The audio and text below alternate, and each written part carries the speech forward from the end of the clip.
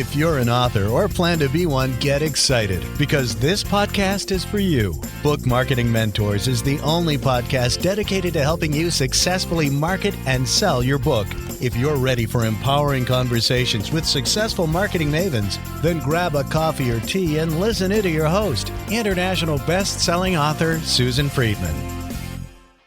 Welcome to Book Marketing Mentors, the weekly podcast where you learn proven strategies, tools, ideas, and tips from the masters. Every week, I introduce you to a marketing master who will share their expertise to help you market and sell more books. Today, my special guest is sales confidence expert Amy Lemire. Amy is the president and CEO of AIM Training and Consulting, Inc. She's the author of the Amazon #1 bestseller, From Zero to Sales Hero and From Zero to Speaker Hero. Amy began her journey as a sales strategist, trainer, and speaker over 27 years ago. She's been recognized as a Fortune 500 top sales performer and has trained hundreds of sales professionals on training, presentation skills, and best practices. A good friend and National Speaker Association colleague, Amy, what an absolute pleasure it is to welcome you to the show. And thank you for being this week's guest expert and mentor. Thank you, Susan, for this opportunity. I'm really excited to share my wisdom with your audience. Oh, yes. And sales wisdom is definitely something our audience loves to learn about, because one of the things that authors come to me with is that they hate to sell or promote themselves. If somebody came to you with that, how would you respond?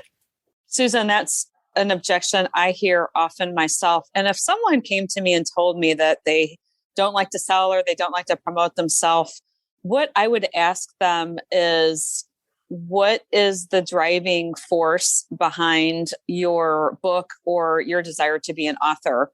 And I often find, Susan, that people will tell me that they want to serve other people, they want to make a difference, or they want to make a bigger impact in the world.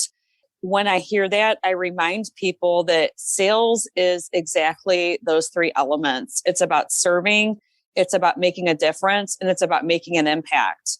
And so if we can take the negative connotation out of the word sales and look at it more as service and making a difference, I think that that can help our mind shift to seeing that sales is actually a way to help others move forward.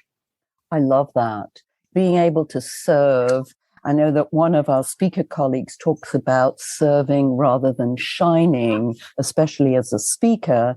And then the same here in this whole idea of selling and promoting yourself. I think there's so many, as you say, negatives about selling. Now, you're a sales confidence expert. Talk to us about sales confidence. What does it really take to feel confident as a professional, as here our authors are wanting to be experts in their industry? So they need to have confidence. So talk to us about that whole word, that whole concept. Absolutely. So Susan, the way that I look at sales confidence is I look at almost as a synonym with self-confidence. And the way that I help people see that sales or self-confidence is not as difficult as they might think it is I take the three words, attraction, influence, and momentum. And to me, sales confidence is about becoming a master in each of those three areas. So for instance, attraction means, how am I going to position myself as an authority on my topic? Of course, my topic is sales and sales confidence. Influence means, what am I going to do to be the best version of myself? And so something else I also focus on is I help people master their thought habits. So that way they can resolve any internal conflicts they have within themselves and look at any past challenges as gifts so that they are the best version of themselves. And then momentum to me is all about the self-discipline that it takes to be successful. As a sales trainer, One of the biggest elements that we often overlook is the focus on daily, weekly, monthly activity. So momentum means that I make it a habit to take action, that I make it a habit to move myself forward 2 millimeters at a time. And I also make it a habit to have a quality of resilience, meaning that if someone says no to me, or I have a terrible sales appointment, or I try to position my book or my service to someone and they don't like it, that it's just a numbers game. And I always ask myself 3 questions. What can I do different next time? What did I learn? And what did I do well that I can do next time? So I get in a habit of asking those 3 questions, and that keeps me in a place of forward and positive momentum. So that would be my secret sauce that I would tell your audience about regarding sales confidence. So those are the 3 elements that I look at to keep my sales confidence in a good place. Whoa. So you've just sort of unlocked Pandora's box here, Amy.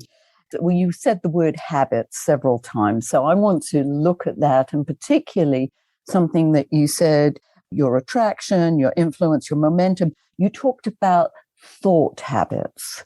Now, let's go down that avenue in terms of, because so much is in our head, that inner critic that loves to have a very hearty conversation with us that isn't always the best conversation. So let's go into that whole aspect of thought habits. Tell us, what are things that you teach?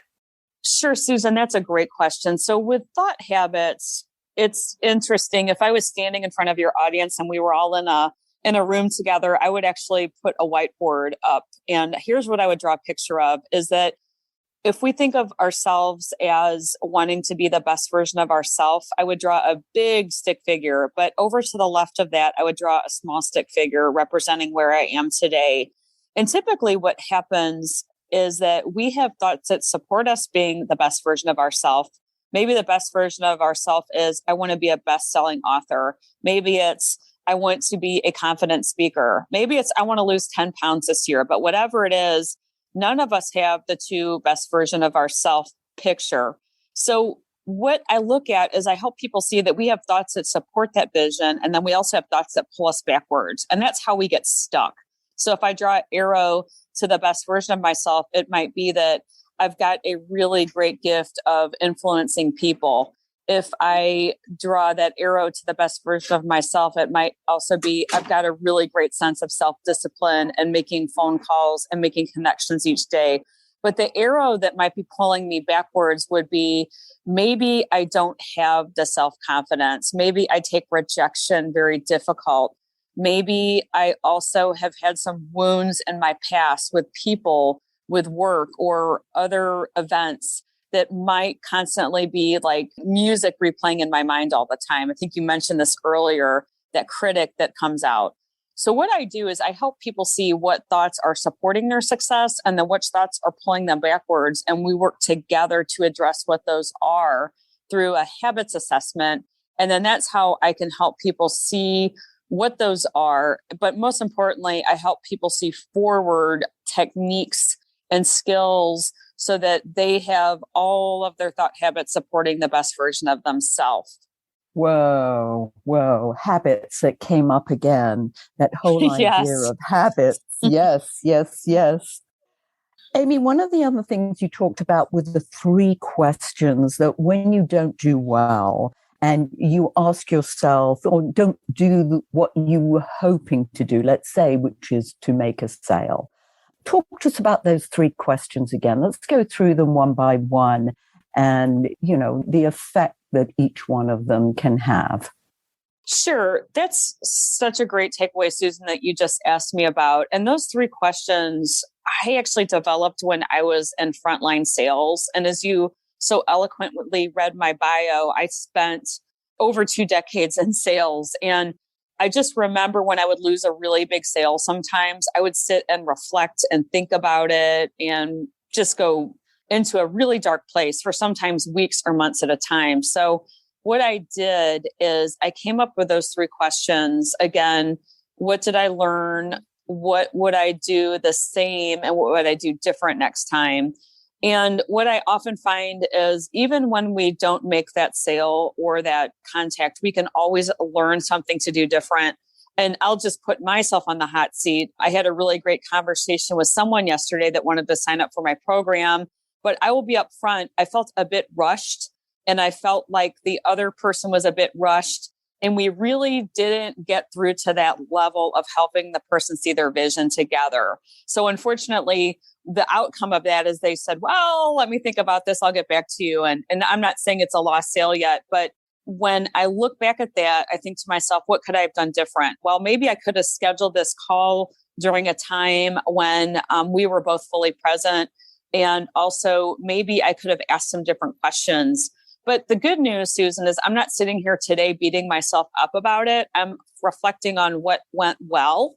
What went well is I delivered a presentation yesterday, and the person was very inspired by what I was talking about, and they set this appointment up with me. But again, what didn't go well is I didn't set the appropriate time and focus for this to be a really great call one-on-one with this person. So what I'll do next time, as I mentioned, is I will set a better time. I will probably get myself in a more grounded place before the call, but there's no such thing as mistakes. I always say they're lessons learned. That's the way that I look at those events. Lessons learned. That's one of the things that our listeners love. Well, I actually call them mistakes, but I love lessons learned because you're right. Mistakes, yes, but what can we learn from having done them? Now, I know in the sales environment that there are hundreds, thousands of different kinds of mistakes. I mean, people have written books about this. What are the most common lessons to learn from selling? I think if I reflect on the lessons learned, there's so many of them, but I think the top lessons that I would say, if I had to narrow it down to about 3 lessons I've learned in sales, Susan, is number 1, activity equals results. I learned that at my very first sales job. I was selling payroll for a certain company. I did not enjoy my work there. It was 100% cold calling. But from day one, they coached us and said, if you just focus every day on activity, you will always be successful. And to this day, I still believe that. And this was back in the 90s when I learned that lesson. So I've applied it to my sales career, to my coaching career, to my speaking career. I'm always doing activity each day that's going to get me to the next step. And if I miss a day, I don't beat myself up. I pick it up the next day, or I double my efforts the next day. I think the second lesson that I would share about sales is that everybody needs what we have. And I know that might sound silly, but I just spent some time this afternoon with a sales team, and they call on executives in a hospital, for instance, and they're selling medical equipment. And I let them know that if they approach each person with a sign on their forehead that says, make me feel important, that is a great way to engage with people. But everybody needs what you have until they tell you they don't. So if I come across with that attitude with people, I'm not going to talk myself out of picking up the phone or sending that email. And the last thing that I would remind everyone is that sales really is a numbers game. I have an analogy of a bag of M&Ms, and my mom is a sales trainer, so she taught me this. But if you look at a bag of M&Ms, there's going to be certain greens, certain number that are yellow, a certain number that are red, and then there's all those extra colors. So if I think of it as a numbers game, there's only going to be so many yeses, which are the greens. There's going to be so many maybes, which are the yellows, and there's going to be so many reds, which are the no's. And then there's going to be all those other people that I leave messages for, or they ignore me or avoid me. But if we look at it as a numbers game, there's really no place to beat ourselves up or take it personally if somebody says no, or if somebody doesn't call us back. I've had clients I've worked with that took a year to make a decision. So it's just everybody moves at different paces, but there's really no need to get emotionally entangled in a yes, a no, or a maybe. Of course, yeses we always celebrate, but no's and maybes, there's no need to take it personally, is what my last piece of advice would be. That is such an important one, is the fact that it takes time. Somebody may not necessarily say yes straight away. And like you, I mean, I've had people who've come back to me years later and have purchased because at the time that we first started the conversation, they weren't ready, or they didn't know that they really needed what I had to offer. But given time and their situation changed, then they suddenly were like, oh, yes, I do need you. In fact, I just had that yesterday where I signed up an author who I've known for several years, and we've just never really talked much about book, publishing and book marketing. But yesterday she was ready. So we signed her up. So yay. So you just never know. Congratulations. Yes, thank you. Thank you. Yes. These are all dynamite lessons. And I love the idea that everybody needs what you have to offer until they tell you no, they don't. Yes. One of my other favorite sayings, and I have to give Patricia Fripp credit for this because I heard it from her, famous speaker. She said that if you don't ask, the answer is always no.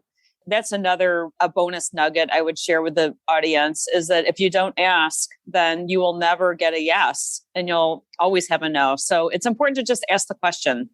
Yes, asking the question. And I think that's a route that, we could even go down for a little bit. And that is questions. It's all about asking questions, the whole sales process. Would you agree? Yes, absolutely. I shared this idea with somebody 2 days ago, and I told them that one of the best approaches to take in sales is to act like you are not interested.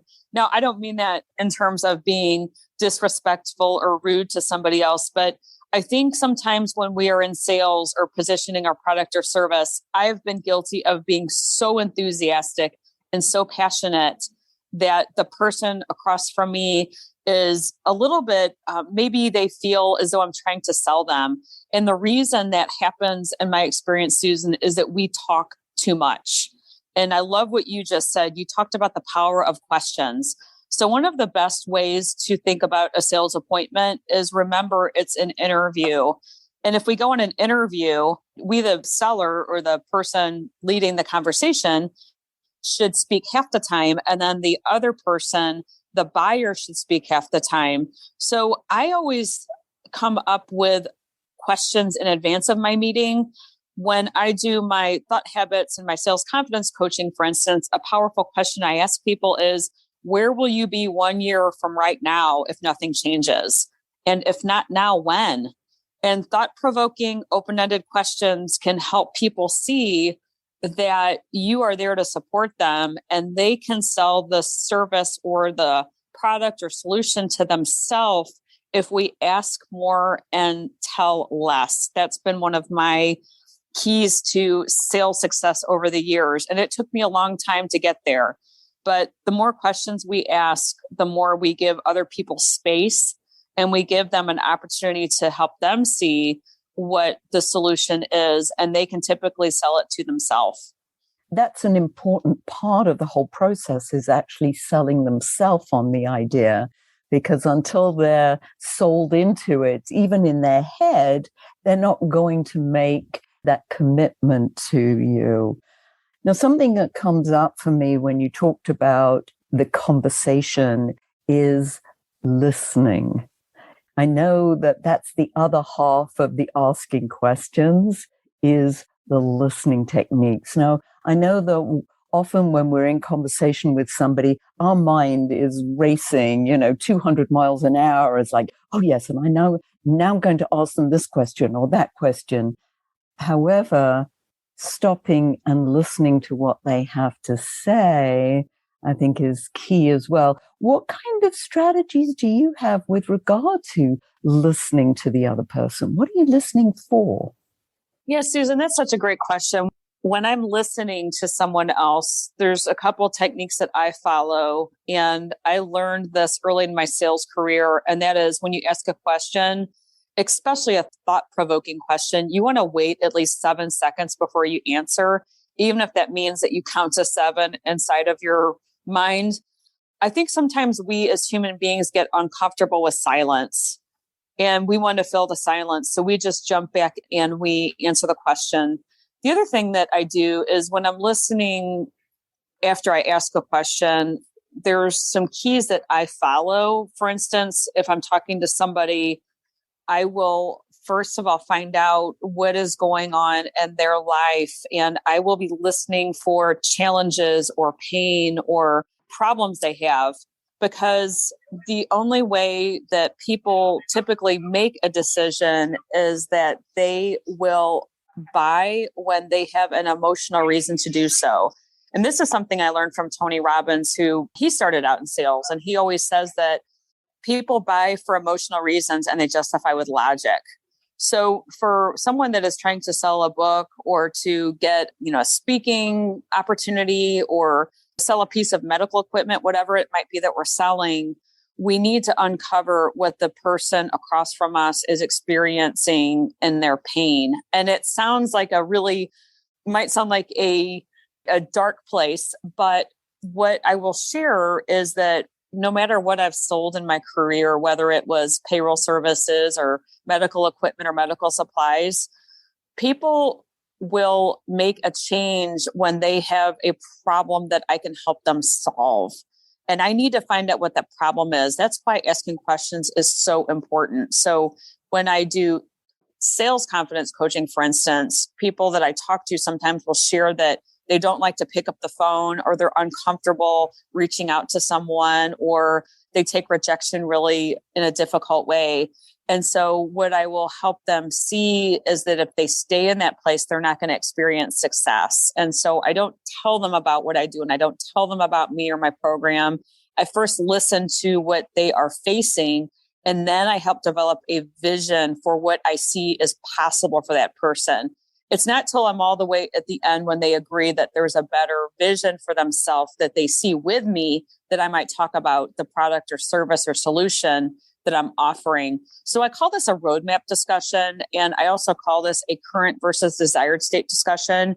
There's a really great book called The Challenge Your Sale. There's a lot of books that I recommend, but that book is really great about helping us see that it is the customer experience that is a number one reason that people do business with us, is that they look at us as a trusted advisor, and they don't look at us as somebody that's there to, take their money or manipulate them.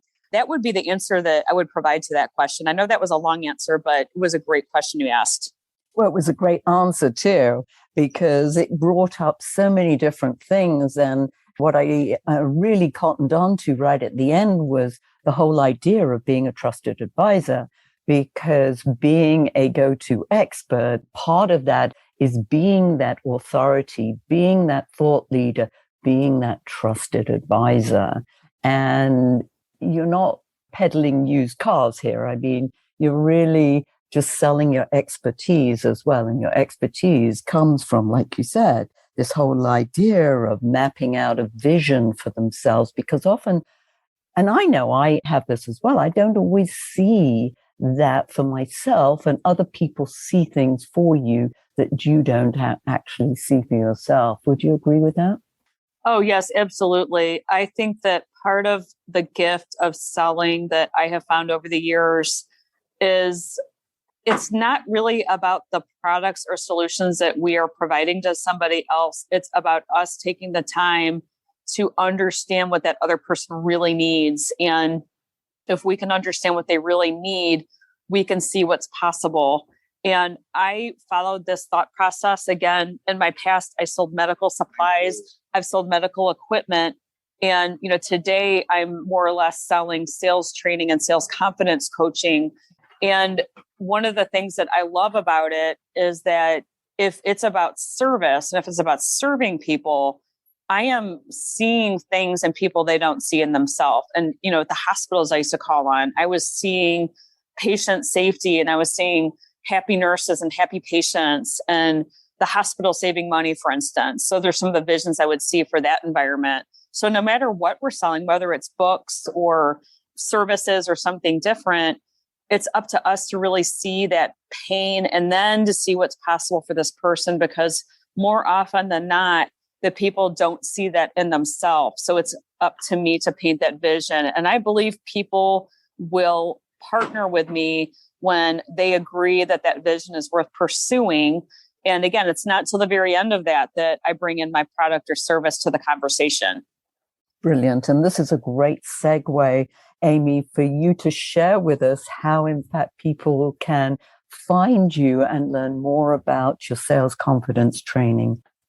Thank you, Susan. The best way that people can reach to me, I will give 3 ideas. Number 1, my website is www.aimwithamy.com. And they can also reach me by email, which is Amy, AMY, at aimwithamy.com. And the last way that they could reach me is through a phone call. My number is 847-531-3561. Now, that's very brave of you and very generous to share your phone number. It's interesting because I remember doing this in workshops and people said to me, "Are you crazy? You're giving your phone number away?" And it's amazing how few people actually will pick up the phone and call. But it's very brave of you. And thank you for sharing that so generously because, hey, listeners, this is a most incredible opportunity to just talk to this incredible sales professional. And I know, Amy, we're going into membership studio shortly, our premium membership studio, where you're going to share some super special nuggets. But before we do that, I always love to end the conversation with sharing a golden nugget for this audience. So what would that be? I think the golden nugget I would like to share is anytime you're approaching a prospect or somebody that you'd like to position your product, your service, your books, whatever it might be, is remember that the word enthusiasm, the last 4 letters of that is IASM. I am sold myself.